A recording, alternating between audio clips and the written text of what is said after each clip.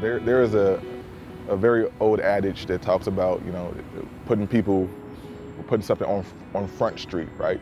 PlayStreets literally does that, right? It takes these stories and takes these acts and puts them right in the middle of the street, right where everybody can see it, and you can't help but watch people interact with each other in a beautiful way, whether they're helping each other out or teaching somebody something or seeing children play and interact with one another. PlayStreets literally brings it to the middle of the street, shines a light on it, and makes it really obvious to anybody that's watching. Well, I think in a lot of the communities, there isn't really a sense of ownership for, your community. There was a time when we had like block clubs and things like that, but in a lot of communities, we don't have that anymore. And I feel like when Play Street comes out, it reminds people of what a community actually looks like. Because I think for a moment, when Play Streets happen, for a moment, people forget about all of their problems.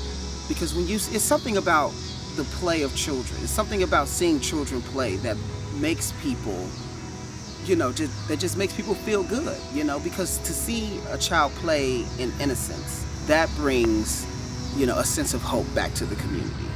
And that's what I think Play Streets brings.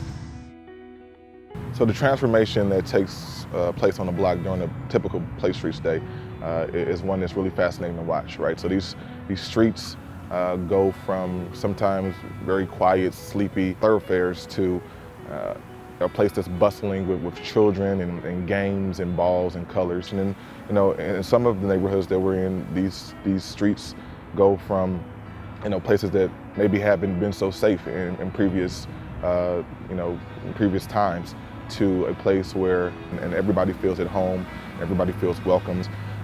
And so that transformation is one that's extraordinary to watch. Unlike a lot of programs and activities that go on, it is really community-centered and community-focused. It gives the community the chance to show the best about themselves.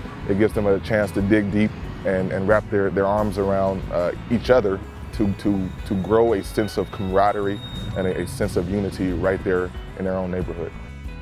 Whether you see people on the block or not, that's one thing, but then to see people on the block who maybe know each other and see each other but don't necessarily interact with each other, now they have a reason to, and a lot of times that's all it takes, is just a good legitimate opportunity to interact. They do, they always do, and it's always like a good time. People are actually a lot more willing to talk and share and open up once you talk and share and open up. And it takes stuff like hanging out with their kids and hanging out with them for 3 hours for you to realize, like, oh, this is who you are. Play Streets specifically opens up dialogue because it is very, I don't want to say unassuming, but it's peaceful by nature. All we want to do is just close the street and play hopscotch with your daughter. Everyone has the ability to play. No one is necessarily opposed to hula hoops or frisbees or or playing catch. And I think that's what makes it unique in terms of what it can offer to a community, because we play, but I think the opportunity to play together in one space, and there's music and there's us who are kind of trying to get you to play and challenge yourself to play in different ways, that opens up something that people definitely are not. I don't think that's just not something you get offhand. You forget everything else and you just play, and it's very nice to see that.